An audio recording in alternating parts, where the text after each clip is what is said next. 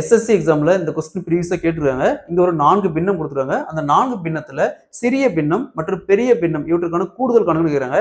So சிம்பிளிஃபிகேஷன்ல இந்த model some கேட்டாங்களா இப்படி குயிக்கா சால்வ் பண்ணலாம் போலாம். அதற்கு முன்னாடி நம்முடைய அகாடமில 2026ஆம் ஆண்டு வரக்கூடிய எஸ்எஸ்சி மற்றும் ஆர்ஆர்பி எக்ஸாமுக்கான எஸ்பெஷலி மேக்ஸ் அண்ட் ரீசனிங்னு தனியா online live classes and test based start இருக்கு. ஸோ கிளாஸஸ் பத்தி வேற ஏதாவது டீடைல் வேணும்னா மேல இருக்கிற நம்பருக்கு கான்டாக்ட் பண்ணுங்க. கொஸ்டின்ல ஒரு 4 பின்னம் கொடுத்துருக்காங்க. 6/5, 11/15, 4/7, 5/13.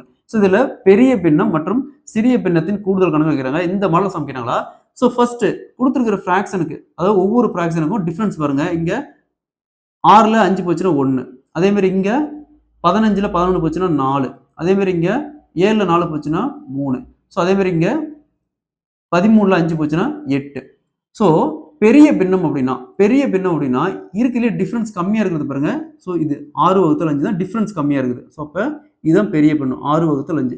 ஒரு சில டைம் இந்த மாதிரி பின்னம் கொடுத்துட்டு பெரிய பின்னத்தை காண மட்டுமே கொஸ்டின் கேட்பாங்க. அப்படி கேட்டாலும் நம்ம 6/5 போட்டுக்கலாம்.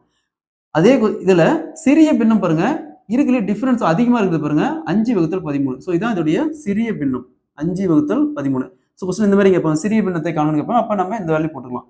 ஸோ இது இங்க என்ன கேட்குறேன், ரெண்டுடைய கூடுதல், ரெண்டையும் ஆட் பண்ண என்ன கேட்குறாங்க. அப்போ 2 ஆட் பண்ணா ஈக்குவல் டு 2க்கும் எல்சிஎம் எடுக்கணும். ஸோ எல்சிஎம் எடுக்கிறது ஃபர்ஸ்ட் இது ரெண்டையும் பெருக்காங்க. பெருக்குனீங்கன்னா என்ன வரும், 65. 13 × 5 65. நெக்ஸ்ட் அப்படியே கிராஸ் மல்டிப்ளை பண்ணிக்கலாம். நியூமரேட்டருக்கு அப்படியே கிராஸ் மல்டிப்ளை பண்ணிக்கலாம்.